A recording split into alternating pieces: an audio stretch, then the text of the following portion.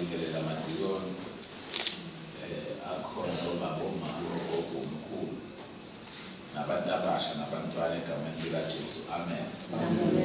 Iseyinhle inkosi nantambama. Haleluya.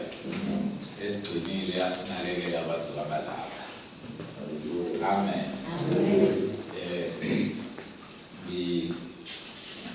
Ngizocela nje namhlanje ukuthi ngingawuthathi lo 10 minutes enguthatha izolo. Haleluya. Amen.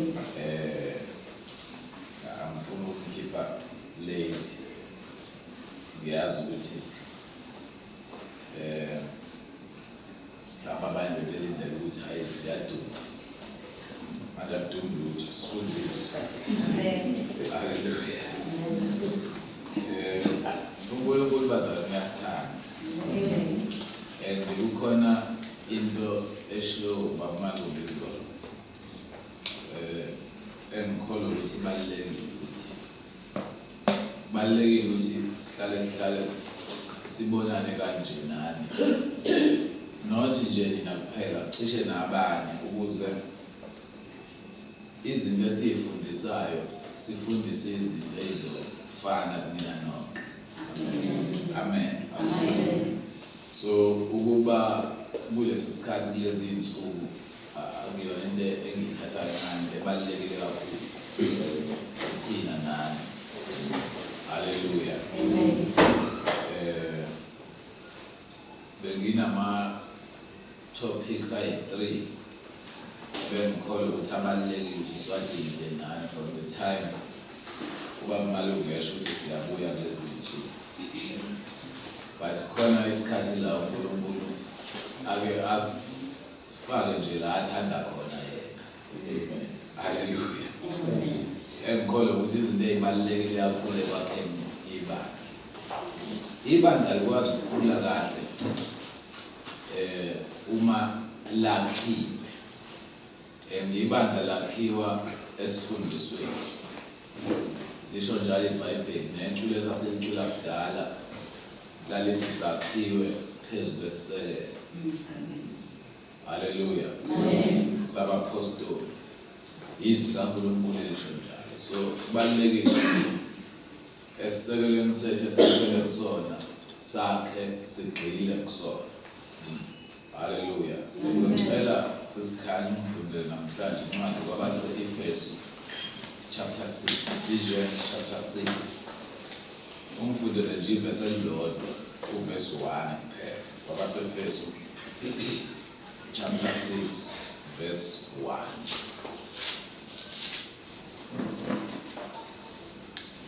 Bantwana lalelani abazali benu enkosini ngokuba lokho kulungile. Bantwana lalelani abazali benu enkosini ngokuba lokho kulungile. Uma uPaul ebhala lencwadi wayengeve ibhalele Sunday school. Amen. Wayengeve ibhalele kodwa yayibhalele ibandla lonke lase-Efesu. Amen. Haleluya. Amen. So uthi ebandleni lalelani abazali benu enkosini. Uthi ngokuba lokho kulungile. Manje kunikeza indaba ukuthi kubalekile uma sesikholwa sesisindisiwe laba bangaphambi kwethu sibalalele. Lithi iBhayibheli ngokuba lokho kulungile. It is just. Hallelujah. Amen. Ukulalela kulungile. Ayikho into ebalulekile bazana njengokwazi ukuthi ngaso sonke isikhathi uma umuntu olalelayo kunama benefits akhona. Amen. Mayehla njalo igcina ikhuluma nangabazali ke enyameni. But mayiqala uqala ngabazali enkosini. Amen. Uthi lokho kulungile kunama benefits okulalela. Namhlanje ngimi la phambi kwakho, mhlawumbe nami ukuba ngilalelanga ngaba ngimanga phambi kwakho. Ngoba ukulalela kubalulekile, akusizi lo olalelwayo kodwa kusiza wena olalelayo. Uma ngihlehla kancane ngesikhathi kukhona ubaba umpostoli, ngiyazi ukuthi ubaba Malunga is one of ama-leaders ebandleni oyibambile le nkonzo yokulalela. Mhlawumbe uzothi njengoba ngila hayi owakini vela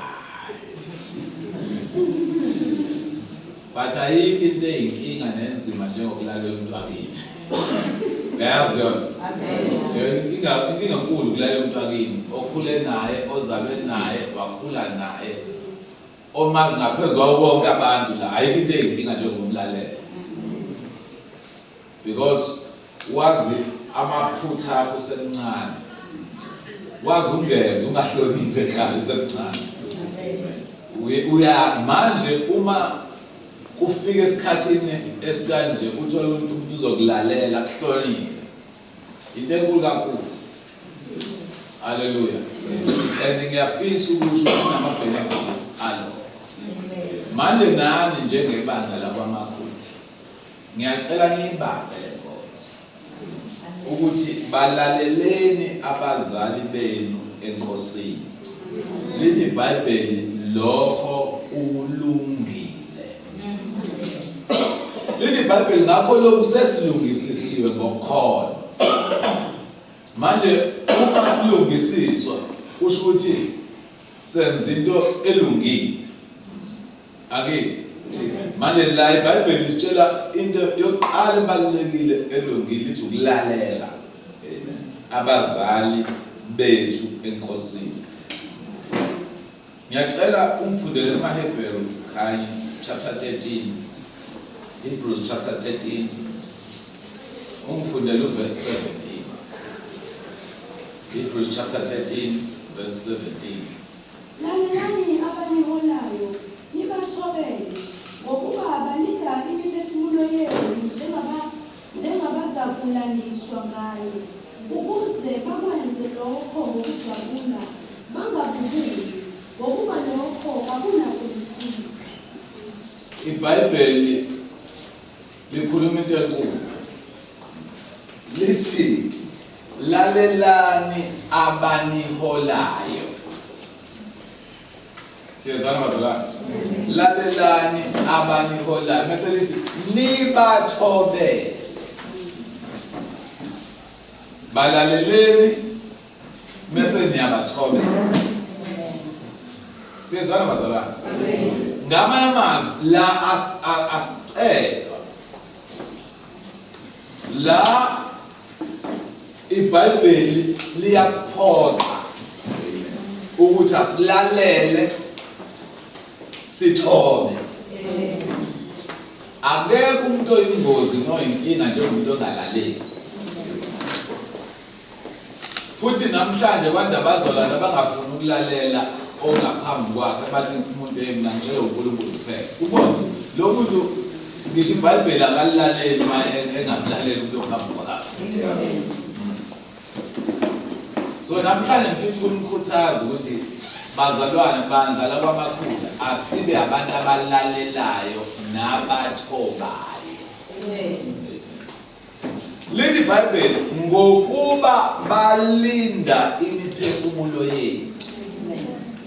Uyazi ukuthi ukube lento ingashiwo umuntu njengayiqhamuka eBhayibhelini ngathiwa abaholi bethu abasihola enkosini sebephakeme sebezenza uNkulunkulu. Lithi iBhayibheli balinda imiphefumulo yenu. Ngamanye amazwi ba ama security imiphefumulo yenu.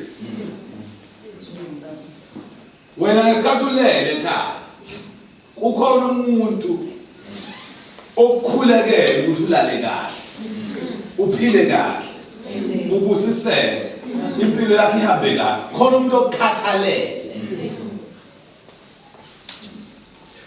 One thing engayibona ilo mthwalo okuba yileader ukuthi hey awukwazi ukuthi kuphela usuku ngabathandazelanga abazalwane.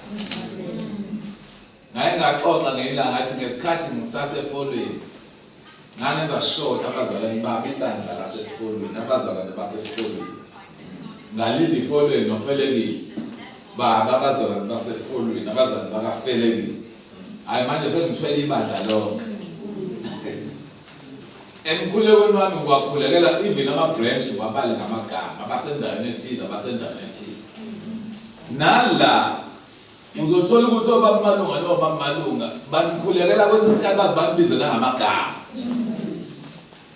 ngoba ba-concerned ngempilo yenu, bahlezi be-worried ngempilo yenu, bakhathalela imiphefumulo yenu. Manje thina okwethu ukuthi silalele bese siyathola. Nikhona abazalwane? Lithi iBhayibheli njengabaza kulandiswa ngayo. Njengoba sihleli la umalusi in this case okuba umaluki uyahlala ibheka izimo ukuthi izimo I can't remember what last time ngangilanga ngale nyanga ngizakhumbula noma it was earlier than that then le nyanga ngizakhumbula ngesiphi isikhathi last year. But umalusi uyahlala ibuka izimo ukuthi zidingane. uNkulunkulu ekusizela ukuthi ulungiselele ukondla izimvu zakhe hayi zethu. Thina as pastors singabelusi. Amen. Umelusi kusengeyona eyakhe imfuyo usuke ethunyiwe eqashile ukuthi aluse imfuyo kaMnini. In this case lezi izimvu zika Christ. Amen. Thina sibekwe as stewards. Amen. Sibekwe as izinceku, izisebenzi. Hallelujah. Manje responsibility yethu ukuzondla izimvu. Amen. Uthi uJesu uma ekhuluma no Peter uthi Simon kaJohn uyamthanda na? Uthi yebo Nkosi ngiyakuthanda. Uthi ondla izimvu zakho. Ondla amawundlu because uJesu wayazi kahle amhlophe mase ngihambile la ufunakala umuntu ozokondla ibandla. Ingakho uma abantu bethe badakiwe laba encwadini yezenzo uPeter usukuma kuqala uthi laba abantu abadakiwe njengoba ngicabanga kodwa kufezela isibhalo ngoba wayenomsebenzi nomthwala obekwe emahlombe akhe when it comes to ibandla. Amen. So uma sikhuluma ngabaholi abasihola enkosini asikhulumi nje ngabantu osukuma mkamba kubona. Wena ungazibona into emnandi ayimnandi le nto bazana. Into lesigrade akufunakala ngabe zigrade. Amen. Hallelujah. Uyazi makukhulunywa ngomholi osihola enkosini sikhuluma ngomuntu oyinkinga la. Ngoba uthi uhlele ekhaya kube ngena ucingo lomzalwane thizeni abe kufonele jabule ethi ingane yami ya graduate ayi baba we baba fana ugiye lapho ujabule na siyayibongela uthi uqeda lo ube ngena omunye athi sengishonela fana uswitch futhi ngaleso sikhathi kanti ukwi-mode yokujabula ufana uswitch futhi ukwazi ukuresponda kuyena ube kule mode yes imakusona uthi uluvala lo kube kufona omunye athi ngithola umsebenzi manje ukwazi awunathamza sisaqaye awasefana ushintshe futhi imo nikhona abazalwane abekho abantu abathwele kanzima njengabaholi abasihola enkosini and abekho abantu abadeleleke njengabaholi abasihola enkosini. Just because ngiyakwazi ukubamba iBhayibheli ngilifunda kabili kathathu ngilithi nje nami sengibuze yona into abafundisi de bayithatha uba so lithi iBhayibheli baza kulandiswa ngathi. Yabona akayikho into ebuhlungu njengale ukuthi sonke sizoma phambi kaNkulunkulu silanda. Awucabangeke umuntu eseyilande wayilanda kubuye kuthiwe uthi usiyohlala phansi angazi mhlawumbe uzohlala phansi ngalo uthi usiyohlala phansi uthi buya sicela ukubuza ngomzalwane ubani-ke manje uyitho suqedile ngawe kuthiwa akuphelile wozochaza ngabazalwane labo kade bahola amakhutha buya ubuye manje uNkulunkulu uthe lo mzalwane owahlala amasonto amathathu engeze esontweni kwakwenze njani labo kuze bangabayehle ngababomu njalo kodwa sekuzobuza mina kahle bazalwane so lithi iBhayibheli baza kulandiswa ngayo imphefumulo yethu ukuze bakwenze lokhu ngokujabula bangabukuli lo musho lo engufunda la umusho oqhubeka kuleyana ethi lalelani abaniholayo bathobeke uqhubeka lapho umusuthi ukuze bakwenze lo msebenzi wokunikhathalela nokunakekela ngokujabula bangabukuli ayikho into ebalulekile bazalwane nje mase sesisekholweni fika ube umzalwane fika ulalele uPawulos uyisho besankahlu le mayikhuluma nebandla laseGalatia uthi maGalatia iziwu niqale kumoya seniphethe enyameni ngoba kuyenzeka abantu baqale kahle yazi ukuthi ulunge kabi umzalwane befike ekolweni ulunge kabi yazi ukuhlala ukuze nje nangenze mzalwane sawuyena njalo lo waya ukuthi usethe ukuhlala wagcina sejwayele so ayikho into ebaluleke njengokuthoba silalele siyabingelela kubaba noma umchocho siyambonga uNkulunkulu ukuthi nibe khona nani la nishiye okwenza nizela so namhlanje ngiyafisa bazalwane sibheke kahle le ndaba yokulalela khona elinye ihlongandlela engifuna silibheke namhlanje nayo but ngifisa sibheke owakhe umholi ukuthi uyiphathe kanjani ngokusho kwezwi kaNkulunkulu ngiyacela khanye ngifundele uSamuel oqala 1 Samuel chapter 18 verse 14 15 and 16 Samuel oqala sahluko seshumi nesishiyagalombili iverse le-14 kuya kwele-16 uDavide waziphatha ngokuhlakanipha kuzo zonke izindlela zakhe. Ngiyayenza leyo ndaba lithi uDavide waziphatha ngokuhlakanipha amanye ama-translations athi waziphatha kahle ngiyayenza leyo ngikhuluma mina la ngomuntu lo muntu ekhunya ngaye la usekhulile ngeminyaka kodwa umuntu owagcotshwa ebuncaneni bakhe because ngokwama-Bible scholars uDavide ugcotshwa between age ka-8 ya 12 ngesikhathi ehanjelwa kubo uSamuel. It was between 8 and 12. So uphondo lwamafutha lwehla kuyena ngaleso sikhathi wathi egcotshiwe ezazi ugcotshiwe ekaDavide ke kakhulu ngoba wawabona amafutha ehlele ekhanda lakhe kodwa waqhubeka wahlala kuwo niyayizwa leyo wala ngisho uNkulunkulu esehlisa umoya omubi ewehlisele enkosini uSawuli kuthiwa kufunakala umuntu okwazi ukudlala ihabu elanda uDavide utheze palace akazange azancikisele because njalo lithi iBhayibheli njalo masuwehla lo moya omubi owawehlela uSawuli kwakubizwa ukuthi uDavide akadlale bese lithi iBhayibheli bese kuba kuhle enkosini uSawuli awucabanga kube kwakuyimina noma ukuwena wazi ukuthi usugcotshiwe wagcotshwa uNkulunkulu ukuthi uhlale ngesihlalo kwamali ngahle kusona Sekuthiwa usuka umoya nje omubi. Uthi wena uphethe ihaba. Unuka wamdlala uzoba right. Awukakholoza nathi. Uthi bazana nibhekeni, kanibheke. Wenze bambone ukuze babone wena u-right. Because the problem yabantu ile. Lithi iBhayibheli u-Absalom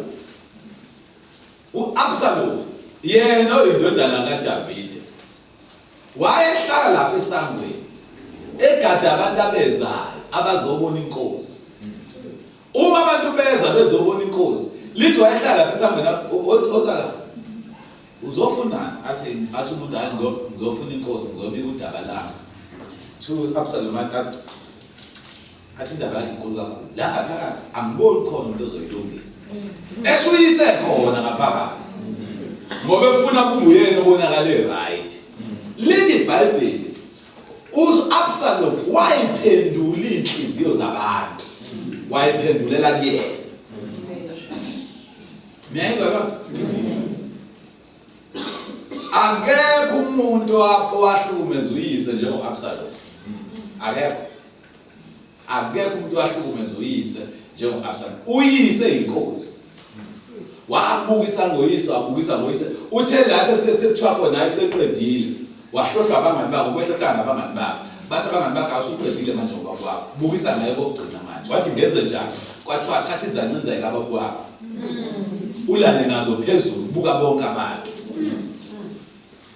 Kusona sonke isikhathi ebukisa ngoyise. And kule generation yamanje kwande abantu abanomoya kaAbsalom. Abathanda ukubukisa ngoyise. Angisakhulumi ngomfundisi wakho ke ola ebandleni la ukhonza khona. Ngisho noma ngabe umuphi umfundisi ombona kuma social media awunawo amandla okubukisa ngaye. Awunawo amandla okubukisa ngaye. Khona abantu efanele umbone esephutheni ubheke ukuthi ukulesi sigaba kwenyamathe mntaka babuthula ihlangene nawe le. Namhlanje ngoba senengathi ukubuka iBhayibheli kabili kathathu sengikwazi ukuma ngenceke kaNkulunkulu eyaqala ukukholwa nokusindiswa nokushumayela ivangeli indaba zakho. Kodwa ngoba namhlanje hlala la gatsheni nayindaba. Ngoba namhlanje sengikwazi ukulibuka noma iBhayibheli ngiphendule kabili kathathu ngibone ukuthi sengingakwazi ukuphendulana naye.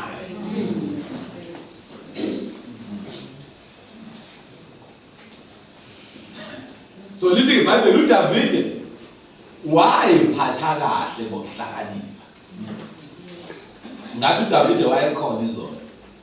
Sikhuluma nani ngokuhlakanipha. Lithi ke wayephatha ngokuhlakanipha kuthiwa akhaya. uJehova wayenaye. Lithi iBhayibheli uJehova wayenaye. Ukuyiphatha kwakho kuyakwenza ukuthi caca ukuthi uJehova unawe noma akekho nawe. Ngiyezwa la? Ngisho ukuyiphatha kwakho kuyadetermine ukuthi uJehova unawe noma uJehova akekho nawe. Mina I feel honored ukubona nangu umvangeli uma Mchongco ngeke, ukubona nangu umvangeli uGatsheni ngeke, because ngihlale nabo ngiyumfundisi wabo for a long time. Namhlanje they are both leading ama branches akade ngwalida efoleni babuGatsheni kaFelekisi uMamchongco. But khona kunjalo basakwazi ukushiya bonke beze la bazohlala njengani. Hayi bazalwane. Wena fanele ungabuthaka kusayingeda baye la khehla. Seliyabhuda. Seliyabhuda. Futhi nalento ayikhuluma kade mina ngifundisa ngoba lento engiyikhuluma nani angiqali ukubona mhlawumbe bayayazi kodwa basakwazi ukuhlala bazongilalela. Amen. Leyo isayini yokuyiphatha kahle. Amen. And ukunikeza ibenefit ukuthi uJehova abe nawe. Amen. Thiwa Lapho uSawuli ebona ukuthi waziphatha ngokuhlakanipha wamesaba. lithi iBhayibheli lapho uSawuli ebona ukuthi uDavide wayephatha ngokuhlakanipha wamesaba. uSawule inkosi kaDavide. uSawule inkosi kaDavide kodwa ngesikhathi ebona indlela ibehavior kaDavide kwamvelwa umsaba. uSawule wayefuna ukubulala uDavide ngoba ebona ukuthi umbuso wakhe usengcupheni as long as uDavide esaphila. Kodwa futhi ibehavior kaDavide yamenza wamsaba. So namhlanje ngizochallenge wena ukuthi ngicela ukuthi ube umzalwane olalelayo. Ube umzalwane oyithobayo. Amen. Uthi umhlabeleli zithobene ebusweni benkosi yakuniphakamisa. Zonke izinto uba malungu uyokasha izinto mhlawumbe oyibona wena zirong. Iso lakho uyibone zirong. Ziyeke lezo zinto. Musu ukuthi makuphuma inkonzo ube neqoqo lakho nemzwilele. Nemzwilele. Ayikho leyo. AseBhayibhelini sibheke. Ayikho leyo.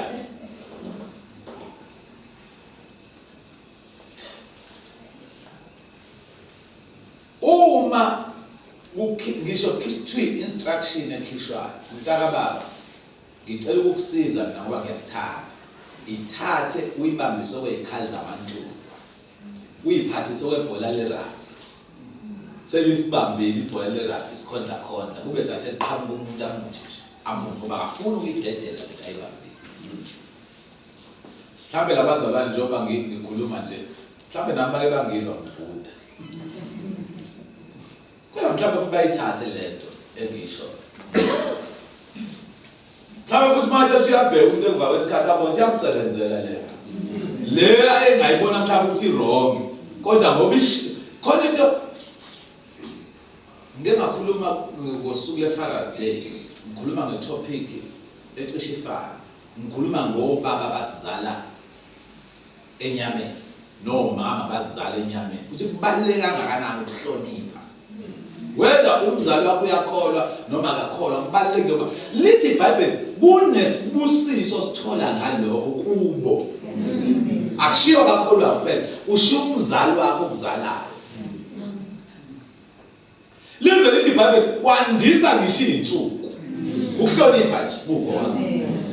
So kunama benefits owatholayo and ngeke ngathi kubazala lapha emlazi ngathi izinto ezikaNkulunkulu zihamba ngolayini owodwa. Ngiyacela siza mntaka baba zibambe. uNkulunkulu akanazi indlela eziningi. uNkulunkulu akadriblani. uNkulunkulu akadriblani. uNkulunkulu uma kuthiwa umdlalo webhola ngabe ngithi yilo wamdlali kaBackline lo ekuthiwa uyinqola. Lo kuthiwa bese kwalibamba ibhola kunzima ukuthi aphenduke. uNkulunkulu bese ke wayishinda kunzima ukuthi ayishintshe. Neindlela zakhe futhi zihlezi zifana. Muke wambamba indlela kaNkulunkulu garanti. Uma iBhayibheli likhuluma ngabazali benu enkosini, same principle iyasebenza futhi nakubazali bakho bakamoya. I mean banyama. Uma ekhuluma ngabazali bakho benyama, same principle izosebenza futhi kwabakamoya. Mawuzoyithetha naye lokhu ke uzoyibona fana. Zonke izinto zikaNkulunkulu zihamba ngendlela eyodwa. Masuyibambile indlela eyodwa, the sky is the limit. Ayikho into eyokwahlula. Amen. Hallelujah. Kube ngesikhathi ngizonenzela ama-example eBhayibhelini nala nje empilweni lesiphilayo engizokunikeza ukuthi umbono uNkulunkulu ngempela mekwasebenza ngalendlela uhamba ngayo unomphela akabe sathi. Ngiyacela khanye ngifundele incwadi 2 Samuel wesibili chapter 3 umfundele from verse 20 uyozwiva le ku29. 2 Samuel chapter 3 verse 20. Wayesefika u-Abineri kuDavide eHebhroni. Okay. wayesefika uAbineri. Sithola iBhayibheli lisinikeza this character uAbineri lithi wayesefika kuDavide eHebron. Ngicela ukuxoxela ngale ndoda uAbineri. uAbineri wayewumkhuzi wempi kaSawuli. uAbineri wayewumkhuzi wempi kaSawuli. Zonke izimpi uSawuli ayezilwa, uAbineri wayehamba phambili, wayeyiqhawe. Ziningi izinto ezenzeka ngesikhathi se-transition, umbuso usuka kuSawuli uya kuDavide, and uAbineri une-role ayidlala ngaleso sikhathi. But one thing engifisa ukuthi sisafunda la uyibambe emqondweni wakho ukuthi uDavide not yena kuphela, ikakhulukazi uJowabe owayengumkhuzi wempi kaDavide babenegrudge noAbineri. uAbineri wabulala umfowabo kaJowabe. Siyezwana bazalwane? uAbineri wabulala umfowabo kaJowabe. Well, ngesikhathi uDavide ethatha over, uAbineri unendima enhle ayidlala ngaleso sikhathi. Khona ezinye izinto engeke ngifuna ukuthi ngingene kuzona ngenxa yesikhathi sami, ukukuvezela iqhaza elabanjwa uAbineri. But lithi iBhayibheli wayesefika kuDavide eHebron. Masikhuluma ngeHebron, sikhuluma ngecapital yakwaJuda. Ngenzela lokubhala phansi. Masikhuluma ngeHebron, sikhuluma ngecapital yakwaJuda, and then iJerusalem icapital yakwaIsrael.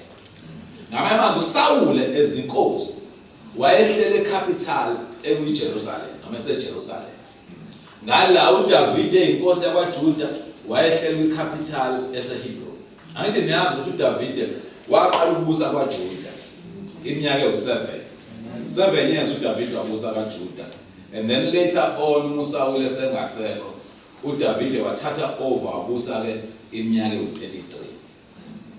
Ingakho iBhayibheli uzothola ukuthi uDavide wabusa iminyaka ewu40 ngoba kuhlanganiswa le ayibusa kwaJuda kanjalo nale ayibusa kwaIsrael. So lithi iBhayibheli ufika endlini zombuso eHebron uAbineri. Kuthiwa wayesefika uAbineri kuDavide eHebroni nabantu abangama20 bekanye naye. uDavide wabenzela uAbineri nabantu ababenayo idili. uAbineri wayesethi kuDavide, ngiyakusuka ngihambe ngiqoqele wonke uIsrayeli enkosini yami, inkosi ukuba benze isivumelwano nawe nokuba ubuse phezu kwakho konke ekufisayo inhliziyo yakho. uDavide wamphukisa uAbineri wahamba ngokuthula. Bheka, izinceku zikaDavide nezikaJowabe zabuya edilweni zaletha impango enkulu, kepha uAbineri wayengekho uDavide eHebron. iBhayibheli lithi ngesikhathi efika, remember lesi sikhathi esikhuluma ngaso isikhathi se-transition. Siyezwana bazalwane? So qhamuka umuntu okade ewumkhuzi wezempi kuSawuli usezotshela uDavide manje uthi, Davide, mina ngingakuwena and ngifuna ukuthatha bonke abantu bakwaIsrael ngibalethe kuwena bazokhothama kuwe. Awamazwi amahle lawo. Kuleli dili kwadliwa kwabamnandi. uDavide wathi hayi Abineri, yonke into esivumelana ngayo baxhawulana, wathi hayi khulileka hamba, amacala akho wonke athethelele, khulileka hamba. Lithi iBhayibheli uJowabe wayengekho. Remember, uJowabe umkhuzi wempi kwaDavide. u-Abineri ube umkhuzi wempi kwaSawuli. Already lapho kunomono khona. 2 kunegqubu elikhona ukuthi wabulala umfowabo. Lithi iBhayibheli wayengekho wafika kuthiwa khaya. Ngokuba wayemukisile wahamba ngokuthula. Esefikile kuJowabi nempi yonke eyayinaye, bamtshela uJowabi ukuthi u-Abineri indodana kaNeri wafika enkosini, imukisile wahamba ngokuthula. uJowabi wayeseya enkosini wathi, wenzeni na? Bheka u-Abineri wafika umbukiseleni wahamba nokuhamba na. Uyamazi u-Abineri indodana kaNeri ukuthi wafika ukukhohlisa nokwazi ukuphuma kwakho nokungena kwakho nokwazi konke okwenzayo. uJowabi esephumile Into enkulu ecasula uJowabi ukuthi lokuthelelana amanzi thelelane naye engekho. Remember inkosi yakhe le ethelelana amanzi nesitha sakhe. But into emcasulayo kwenzeke engekho. Uzobuza inkosi ukuthi wenzeleni lo muntu uze la uzokukhohlisa. Why ithatha into ayisho? Bazalwane ngicela ukunitshela nila nonke ukuthi eze umsebenzi kaNkulunkulu omkhulu uqhubeke uya phambili. Kukhona abantu abazo-attracteka kuwo. Siyezwana bazalwane. Abantu who were not there ngesikhathi siseklasini. Siyezwana bazalwane. Amen. Ufuna nizwe lapho. Abantu who were not there ngesikhathi sisastruggle eklasini. Namhlanje umsebenzi kaNkulunkulu uyakhula. Inkinga evele ibe khona kuyenzeka uthole kuba khona abantu ekuvele kuvuka umona. Uvuswe umuntu osanda kufika la ngomnyaka. Lo muntu efanele ngabe uyamsiza, uyamkhuthaza ukuthi akahlala kabe khona akafunde ukuthi ebandleni kwenziwa kanjani, wena uvele umbonazele. Bamalungu mamukelelana lo mzalwane. Uyazi ukuthi nalapha wahlupha, nalapha kusho wena njalo. Nalapha yawahlupha, nalapha yawahlupha. Unomoya kaJowabi.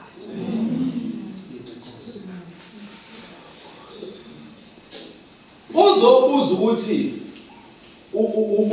uxoxeleni naye, wavumelana naye, uvumelane naye, uxhawula uthelelane amanzi naye. But asu ngiyabuka nje mangibuka kubaliwe la. Ngibuka nje lento njengoba ngiphindela lento ukuthi lo umkhuzi wempi kaSawuli, lo umkhuzi wempi kaDavid. Ngenze ukuthi lo uyazi ukuthi amava kalo ayana wayeyikhuza kanjani. Mayese ngala ngenze umsebenzi wakho bese gcupheni. Kuhle kamhlabeleli ososuka lapha ya. Umazi ukuthi mase ehlabelela kudilika izulu. Afike la uvela uhlebe ngaye kakhulu. Wenzele ukuthi aka rejectwe ukuze kusale wena wena. Ngiyabathanda abadlali bebhola balamazwe angaphandle. Bako Spain, bako Ngilandi. Niyazi ukuthi uyathengwa umdlali, ucoach engambonanga kodwa efunwa abadlali. La eSouth Africa ngaze ngizwe la phesheya bayakwazi abadlali ucela umdlali. Baye ku manager bathi sicela usilandele lo kamdlali because bazi ukuthi amaphasa lo wamuntu mangase ngithole wona kukhona ingozi esingayenza kuma opponents wethu. Siyazwana bazalwane. Amen. Kunento engiyithandayo yaqala ukukhipha abale club enkulu kakhulu yase South Africa. Mawubabheka ogolkipa abale club enkulu yase South Africa sibone becompete. Sabona abantu abanjengo Khune becompete nama veterans. Your Brian Baloyis of this world. But konke ngifundile kulabo golkipa abale team esiyenziwa ama team amaningi manje. ukuthi makuphela nje igame ithi iphela ubona ngo goalkeeper begijima laba bahlele ebhenchini beyobungaza lo goalkeeper kade evimbini ikunikeza leyo nto ukuthi bathi sinawo ngisho kuthi half time ngisho kuthiwa extra time kuyashintshwa kuthiwa ubona bekhuthaza ugoalkeeper goalkeeper bama reserve bekhuthaza ugoalkeeper odlalayo thina sikwenzi lo instead usala akalima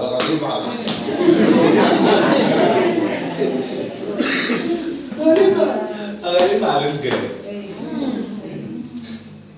abazalwana ababuzana ukuthi kodwa umfundisi malunga bamthandana usibani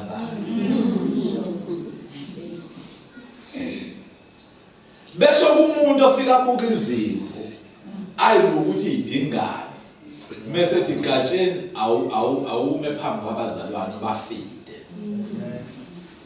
athe hleli phansi abona iyona lento le ngiyifisayo ukuthi bafide lokudla aphinda abuya umbophene futhi complain thina sithi umzweli awuqhubeka uJobe esephumile kuDavide wathola izithunywa uhendela uAbhineri hayi Jowabe lithi wathenga inkabi wathi azimlandele lo muntu inkosi ekade ixoxa naye kwaxhawulwana kwathelelwana amanzi kwabamnandi kwadliwa kwayidili lo umkhuzi wenkosi i-support structure yenkosi kodwa namhlanje imelene nesinqumo senkosi yathenga inkabi athi azimlandele ya izambuyisa emthonjeni wasesini mbuyiseni abuyezela ya kepha uDavide wayengakwazi lapho uDavide akazi ya uAbhineri esebuyile eHebhroni iningi inkinga ezenziwa abazalwane esingazi exoxa ngelinye ilanga uthi mlandeni bamlanda lithi iBhayibheli uDavide akazi mase mlandile wenza njani uAbhineri esebuyele eHebhroni uJobe wamchezukisa phakathi kwesango wayesethi nje kusho nje mawungena nje la kusho mhlawumbe wayeme lapha ekhoneni nje la ngaphandle lapha inkosi ngala wayesembizo zangala ngingapha angithi lo melanda yena mhlawumbe afike bamtshela ukuthi buya inkosi ithe buya ubuye uthemba ukuthi ubizwe inkosi just before afike enkosini uhlangana naye isigebengu uJowabi simbizele ekhoneni ebumnyameni mhlawumbe abumnyama sithi wozala sixoxe kancane ya ukuba akhulume naye bebona ake sixoxe nawe sisobabili ya wangwazi esiswini waze wafa lithi iBhayibheli uJowabe wagwaza uAbhineri esiswini waze wafa awuyinkinga Jowabe uJowabe womunye wabantu ayekade bathemba inkosi uJowabe umuntu owethenjwa inkosi ngendlela eyisimangaliso futhi ziningi izinto ezinhle uJowabe azenzile inkosi angifuni qamba ngesikhathi inkosi ixabene nendodana yayo uAbsalom ngesikhathi uAbsalom esedingiswe nengekho ebalekile lithi iBhayibheli uJowabe uyena wafike wabona inkosi wayibona inkosi ishawa depression wacabanga futhi ngoba uyayazi inkosi wathi surely inkosi ikhumbula indodana yayo wahamba uJowabe wayeGeshuri njengoba nihlabelela nje mina ngiphuma eGeshuri wahamba wayeGeshuri wayolanda uAbsalom ukuthi eze enkosini inkosi yayisamdinela although imkhumbula izindodana kodwa yayisamdinela lithi iBhayibheli inkosi ayifunanga ukubona ubuso bukaAbsalom for 2 years ehleli epalace kodwa engabonani noyise kuze kuvela lo mhlabelelo ohlatshelelo sisithobekile othi kanti ngilandelweni eGeshuri ngiyisene enkosini ngifuna ukubona ubuso bayo uma engayiboni inkosi kuphela 2 years lithi iBhayibheli wathumela leyo ingceke zakhe aziyobiza uJowabi zimbuza kanti ulandeleni la landele khona inkosi engazoyibona uJowabi azi ukuthi at least umsebenzi wami muhle engiwenzile inkosi yazi indodana ayila kwi-vicinity as much as bexabene kodwa inkosi la inkosi izoba right anginankinga nje ukuthi ababonani as long as inkosi yazi ukhona la izoba right angiyazi nawe mama mawushaya ingane yakho ayishawa ixosha yahamba suzwile ngezinyo ubona amasayini ukuthi maka ungenile la endlini kuba khona into ezicoswela lokwe umdinele kodwa uthi kodwa akalale wala ekhaya phela lithi iBhayibheli wasuka because wayazi uAbsalom ukuthi umuntu ongalungisa lento uJowabi. By the way uJowabi kwakungumshana futhi kaDavid. Yeah, wayemshana kaDavid uJowabi. Uthi uAbsalom uthumela futhi ingceki zakhe hambani niyoshisa insini kaJowabi. Ufuna attention kaJowabi. Ngoba akafuni ukuzala mangembizi thuma ingceki zakhe hambani nishisa insini yakhe uzoza la. Lithi iBhayibheli nangempela weza. Wazi ngoba wayazi insini yakhe ishiso baba uyishiselani insini yakhe. Wayesemtshela ukuthi ngilandele ngifuna ukubona ubaba. Kwakuwumuntu owayemkhathalela uDavid nenhliziyo yakhe yonke. Kodwa futhi at the same time enomoya futhi omumbi. No, phela kuyenzeka masisebenza sibe nabantu abasikhathalela abantu ababamba inhliziyo yomsebenzi yonke into umzalwane uright. Yonke into umzalwane uqondile kodwa kukhona abantu angabafuni nje yabona kodwa kubaphebeza nje. Ababe ne-influence nje. Kumfundisi yazi umuntu onjalo. Umuntu onjalo ngeke inkinga ngayo. Muke nje wathi bazalwane sizosebenza kanjena ke lo mzalwane lo uzophatha imali. Athule nje athule umuntu angasho lutho emhlanganweni. Kodwa uthi uhleli bengena ucingo webaba webaba ngithi imali baba fanele igadi uniphathisa ngayo. Ngoba akubona bonke abantu abasizakele baba thina siyabaza abantu khona abantu abayentshontsha la yathi ukushanga umqondo nje kaSathane kwenze ukuthi wena ke feel in the missing word useyicabangela wena ukuthi uqondo uthini. So uJowabi ngiyamazi uJowabi loyal, yes, loyal kuDavid. Kodwa futhi at the same time wayengalaleli. Wayezenzela into zakhe. Khona umuntu esithi si-organization kodwa athanda ukwenza into zakhe. Yabona? Sesikhonza nje la.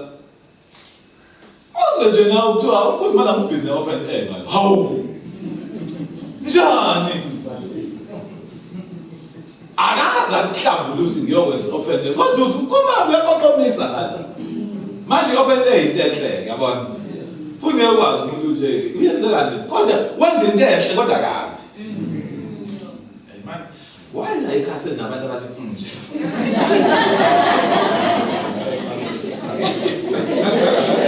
Funda kahle. Wakwaza lapho esiswini waze wafa ngenxa yegazi lika-Asaheli umfowabo. Umbulala ngenxa ka-Asaheli umfowabo lo owabulawa. Okay, uthi angikho lapho. But just ukunikeza ukuthi ungazi umbone uAbineri njengomuntu omumbi. uAbineri ubulala uAsaheli nge-self defense. Sezwana kwangeke ukuthi ehlose ukuthi ngiyakobulala lona konke self defense.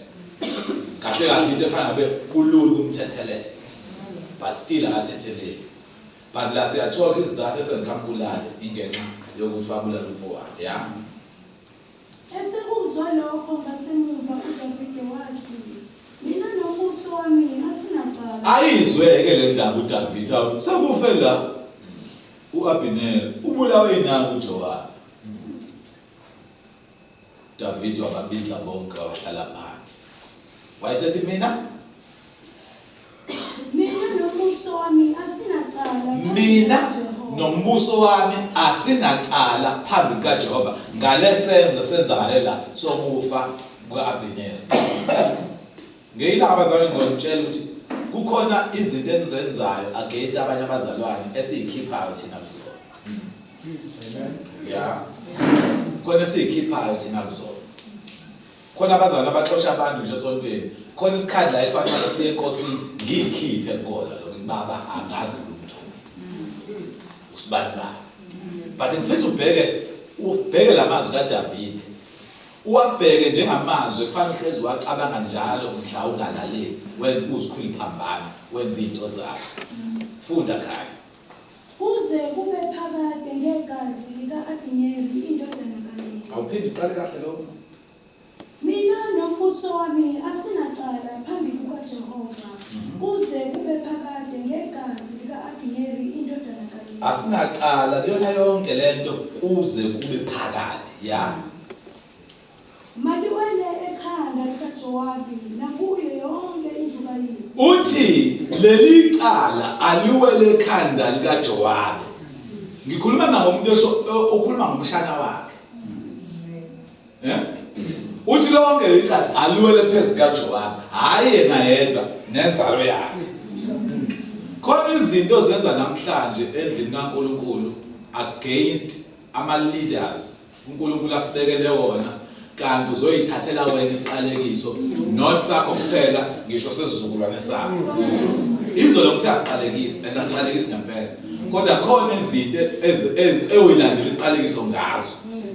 Ngisho sesingasashiwo ukuthi uyaqalekiswa kodwa wena uyithathele wena isiqalekiso. Sesasindiswa abazalwane ukusindisa kwethu isiqalekiso sisahlangana nathi saphuma esiqalekisweni. Kodwa kukhona izinto la uma uzenza ufana njengomuntu ohambile wasithatha isiqalekiso wasibeka kuwena. Uthi Makungaphuthi endlini kaJowabi ukuba kube khona ocucuzayo. lithi iBhayibheli nazi izinto azisho ngicela uyibheke kahle lezi. Uthi makungaphuthi endlini kaJowabi ukuthi kube khona umuntu ocucuzayo. Yasikhona iqalekiso ongayithatha ungayinaki nje. Ezinzima kabi. Mekhuluma umuntu ocucuzayo ukhuluma ngokuthi endlini kaJowabi impilo yabo yonke angingabikho umuntu ofunda afika grade 12 engafeyilanga. Ahlezi kukhona umuntu ocucuzayo. Into yakhe njalo yazi bazalwane. Yazi mhlungu la. Empilweni nje emndeni kaJowabi wonke akuhlezi kukhona umuntu ocucuzayo. Ngamamazwi uma abantu abakwi-age yakho befike esigabeni esithize ngenaso uyothuka uma usufika phambi kaNkulunkulu uthi ngisho imigano nje indaba zemshado nje ukuyibona wena ukuthi la ekhaya kwenzakalani kanti cha kunento asiyeke awulungi Nonothoko nozimelelayo. Ima. Kanti ufuna uwafunde kahle lamagama step by step. Nonothoko. Uthoko ngalesa sikhathi kwakuyisifo esasinzima kakhulu. Esasenza ukuthi angingabikho umuntu osondele eduze kwakho. Yazi khona abantu abanesidina nje. Abe nesidina nje. Kanti isiqalekiso nje hamba phezulu kwaso. La ufika khona nje angafuna umuntu aqhelelwa abantu. Athi noma ngabe mhlambe ukuze kuthi umuntu awu besemtholile umuntu besemtholile. Uthi uyayibona futhi ubone le nto futhi vele iphela nje. Nikhona bazalwane? Amen. Ngifuna ngibheke ukuthi uma actions akho fanele ugade izinto ezizo angona lokuphela.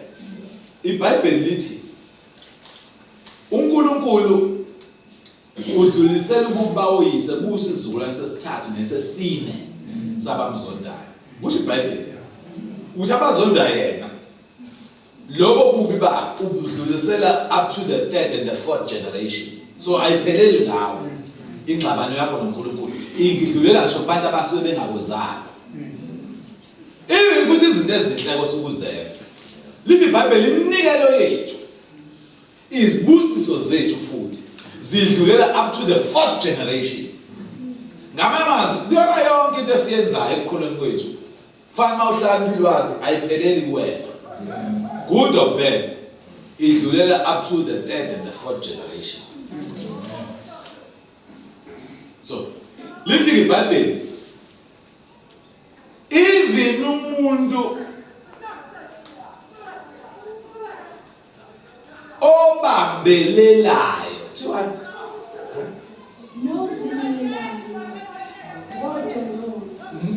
nozimelelayo izinto lezi uDavid ayidlulisela ayitshela uJowabi.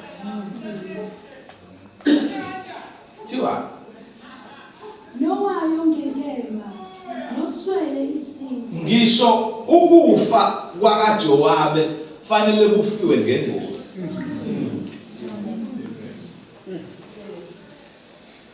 Uthi indlala fanele ibuzwe khona fanele baswele isinto. Ngo-action womuntu oyedwa enzinto ephambene wayilandela izinto engasayi kuyena eseziya kwi-generation ne-generation lena-ke kuthi koze kube phakade.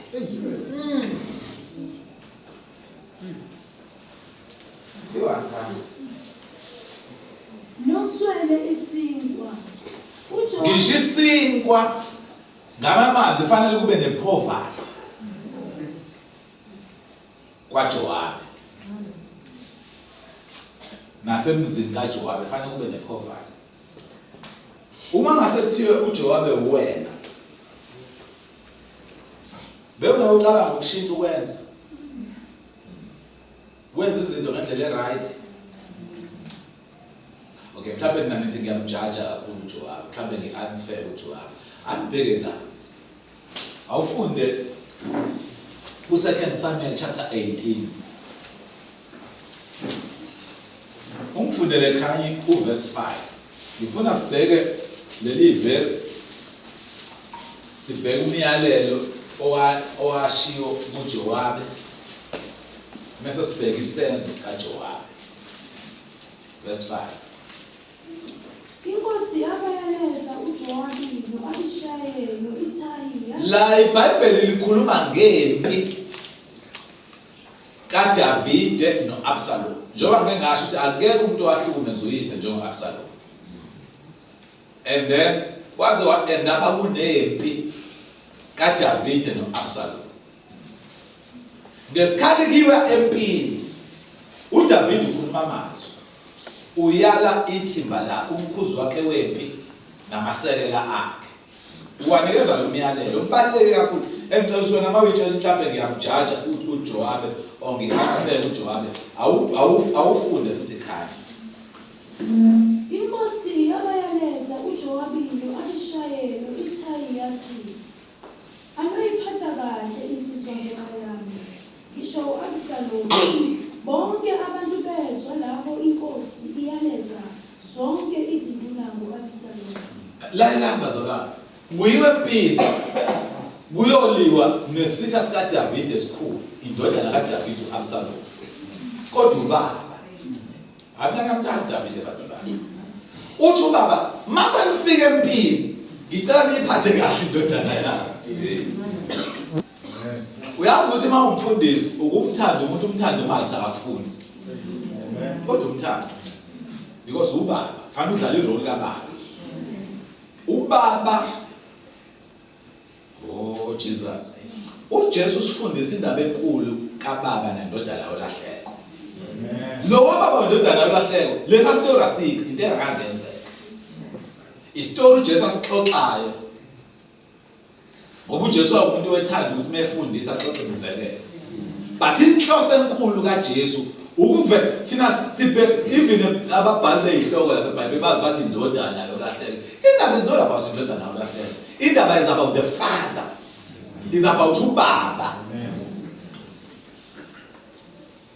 Ohlubuka indodana yakhe ihambi ithatha uhalf womcebo wakhe. Ihambe nawo. ngeke ngakhuluma ngale ndaba emlaze ey'nsukwini, ngakhuluma ngalinganisa ngendodana ethatha uMercedes omusha shakayise, ihambe naye ithatha i-credit card kayise, ifike ishayise uMercedes kayise ize udayise ngalo, udayise abantu beyikredi yakhe, iphinde ithatha i-credit card ayiqede ishayive. Wena ungathi yezi ingane yakhe ifica usuphethe imbazo, kanti lo baba uJesu akhuluma ngaye lithi iBhayibheli yathi emayiza wayibona kuqala. Abazi kahle mabeshumayela bathi inhliziyo kayise solo kuyahamba yayibheke ngala indodana eyishone ngakhona, ngoba uNkulunkulu wethu ubaba osithanda ngenhliziyo yakhe yonke. Ona lento ethiwa yi-agape kind of love, uthando olungenamkhawulo, uthanda sithanda noma hayi ngoba, because thina uthanda sithandana ngale sithandana ngoba menge ngakuthi R10 hawo sizomthanda kakhulu, menge ngathi wazomuhle ngancoma isigqoko sami hawo sizomthanda kakhulu, kodwa ubaba lo ubaba osithanda noma sesimhlubuka ukuthi usasithanda, noma sesingamfundi yazo uzofika namhlanje la ungathandazanga kodwa usakuthanda kushintsha ukuthi uyakuthanda. Ngisho sekuthe ngikhathele kabi naye inkosi uyabona nawe kodwa usakuthanda. And uJesu sixoxa le ndaba, indaba yakhe imayelana nobaba, and uDavide unaleyo nhliziyo ke kababa ukuthi noma kibe empini noma eyisitha sami noma ngimazi ufuna ukungibulala, kodwa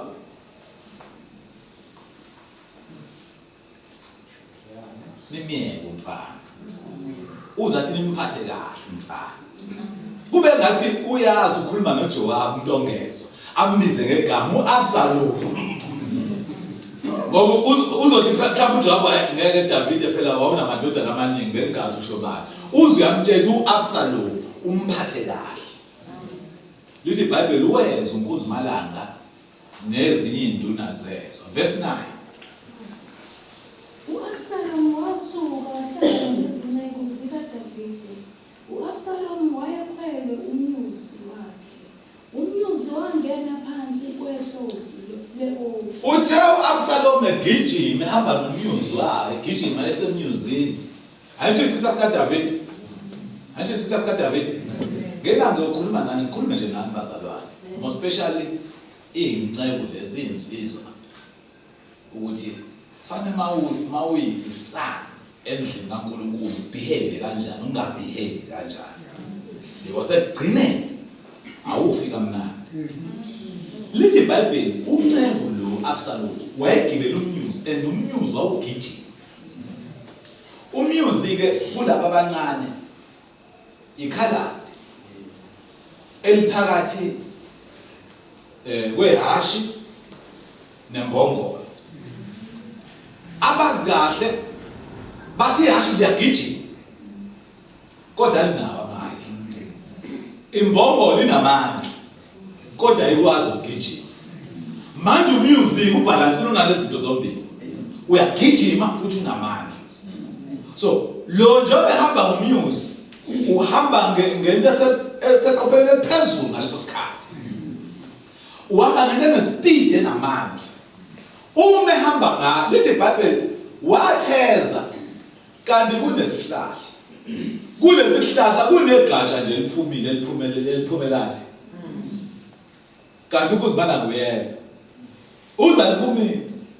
Ihashi lavela qondana nalo igatsha, lavele lamuhuka ekhanda, lamhlaba labihashi umnyuzi uqhubeka ugijima salelenga.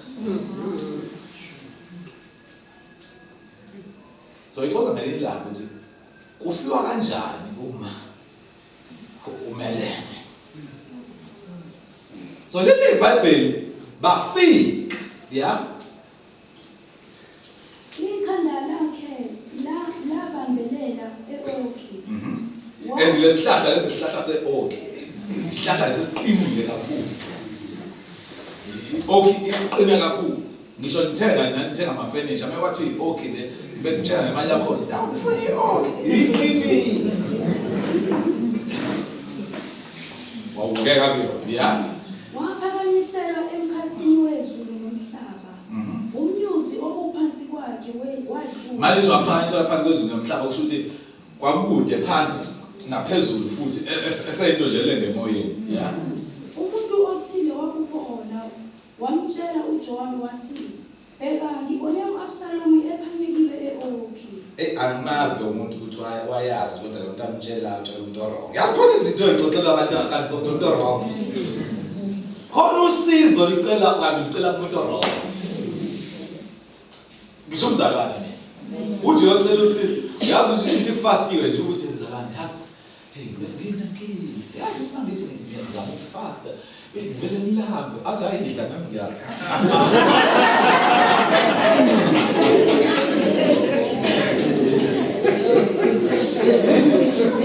khona bazalwane ukuthi nje ubekela umuntu ubekela umuntu wrong akufanele ngathi manje lo uyabobika umuntu amethembayo uyobika umuntu amethembayo osondelene nenkosi omkhuzi wempi wenkosi nayi indodana yenkosi ilenga la ya uJowabi wathi kumuntu omtshelileyo, "Bheka ukubonile awumjuqanga kani."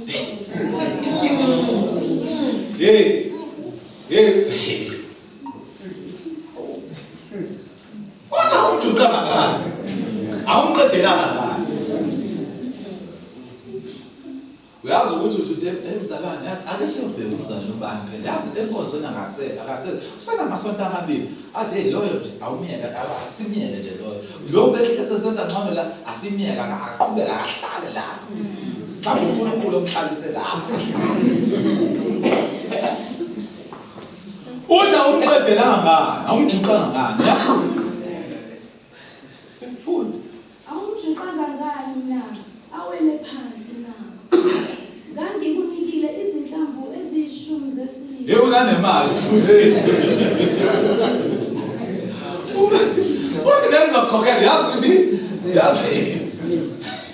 uthi bengizokukhokhela nje ukukhokhela okumqedelile ya Wathi-ke umuntu kuJowabi, "Noma bengiyakukhokhela izinhlamvu." yazi khona abantu abaneqiniso awumlalela ukuthi uthini ya Wathi-ke umuntu kuJowabi, "Noma bengiyakukhokhela izinhlamvu eziyinkulungwane zesiliva esandleni sami, nokho bengingayikuselulela isandla sami endodaneni yenkosi. why Ngokuba ezindlebeni zethu inkosi yakuyala wena." yakuyala inkosi sezwa uyalwa sezwa uthi lo ngizokunikeza u10 pieces of silver uthi lo ingibhuku uzomnikeza 100 pieces of silver beke ngiyenze ngoba sezwa inkosi kuyala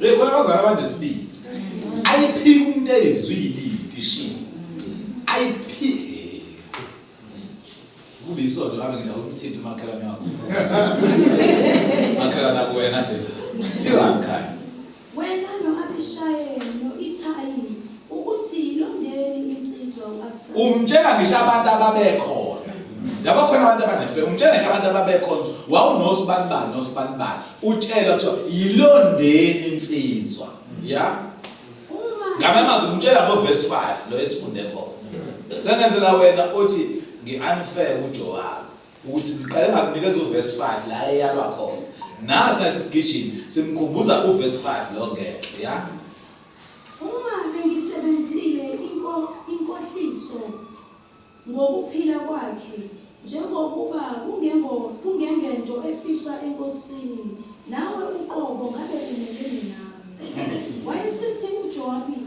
"Angikunakulibala kanje." yazi ngibambezela sibhizi siyakhuluma la khona befana ngiyomqedela uyambambezela asafuna nje ukukhuluma ya Wathatha imikhonto emithathu ngesandla. 3 wonke kusho nje ufuna uyoqeda ngalo muntu akathathi ngisho wodwa ngatshela uthatha 3 ufuna uyoqeda umuntu amakwenzeke ethi kuphuka la wena experience aphinde athathe uma kunawo angeke adlule kwethathu thatha 3 lomkhonto ya wambhoda u-Absalom enhlizweni esenza ngisho shaya u-aima enhlizweni no uJowabe bazalana inkingi uJowabe uma uthi ukhona la uJowabe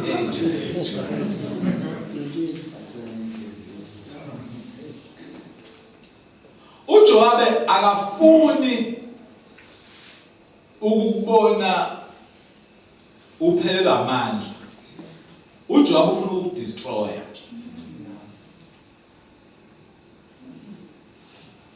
uJowabe ngisho sethi umzalwane ulala esibhedlela kwangafika umuntu.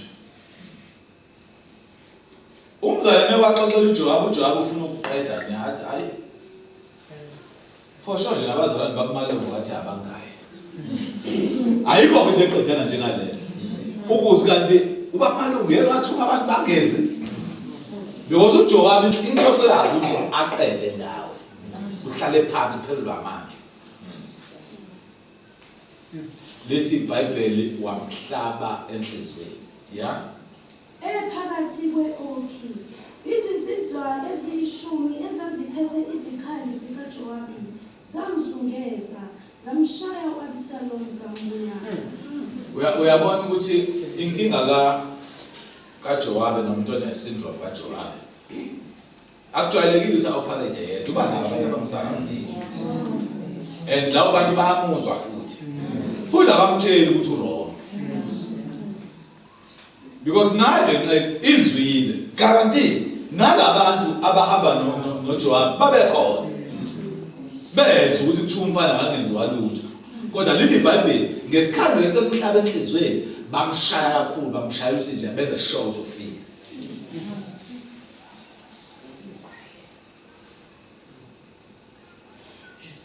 Ngiqala ukubona uDavid ekhipha isililo. Ngiqala ukubona uDavid ekhipha isililo. Uma izwa lento uDavid simuzwe ethi Absalom ndodana yakho. Uthi ngakufe mina endaweni yakho. Ngamamazwi uthi ngangcono ukuthi mina ngifile kunokufe wena. Thina abazalwane as pastors ngendlela esinendaba ngayo nomuntu. Sincamela ukuthi kungene thina enkingeni kunomuntu nomzalwane. Ngendlela esibakhathalela ngayo abazalwane uncamela ukuthi ngcono ukubona amagula ingane encane ephathwayo makuthi uyagula ufisa ukuthi lokugula engathi lo mkhuhlane kangcono uyawususa kuyona ungene kuwena because at least wena uzokwazi ukumelana nayo ingane encane yakho ukuthi imelana nalo mkhuhlane. That is why ngilimncenga abazalwane ngimcela ukuthi asibe abazalwane abalalelayo sibe abazalwane abathobayo. Niyazi ukuthi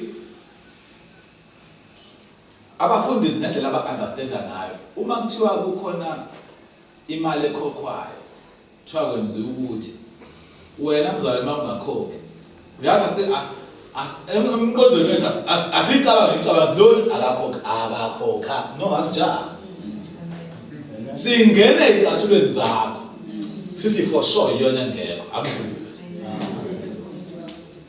because sicabangela abazalwane kodwa yena umzalwane mase afike esigabeni ukuthi enze something usuke engalicabangeli akanandaba.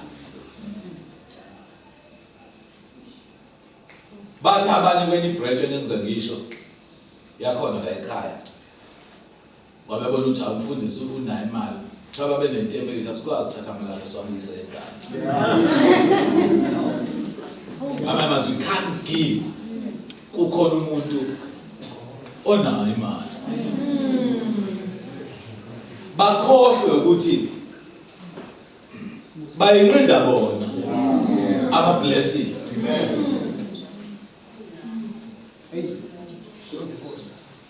So ekukholweni bazali ngiyancela ukuthi iba namakhono.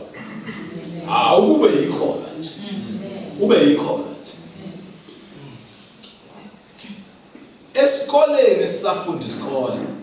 Bonke abafundi ababengamfuni uthisha. Mawungamfuni uthisha weMaths vele uyiphasa. Mawungamfuni uthisha weAccounting ngeke awusoze uyiphasa. Into ezokwenza uphase isifundo aluthanda umfundisi waso qala. Even in the church, love your leaders. Even nalama leaders amsurroundile, love them and pray for them. Uzosiza wena. Niyazi ukuthi indaba amaqembu ezepolitiki uzoshaya iqhubu lezi long lives banibani long live. Niyazi indaba? It's because bayazi ukuthi lo muntu oseyopresident wabo mengasashona i-disaster yodwa. Because any organization uma lo suke phambili ekwasuka seqala i-disaster iyozilunga emva kweminyaka. So that is why abantu abasemnyango bezepolitiki basuke befisela lo phambi ukuthi akaphile isikhathi eside. Le nto ehlula amakhono. Awusanibonanga. Wena nambe ngalo namhlanje uAmen nokusho kanye. Bese lithi ngawu-99. Athi mina okwami ukusiza wena ukuthi kukhona ama-benefits ekulaleleni. Kukhona namhlanje sesihlulwa abantu bamabandla omthetho. Abantu abasahlonipha abafundisi abaxoxa ngomthetho. Ngabasindisiwe? Bayisebenzile.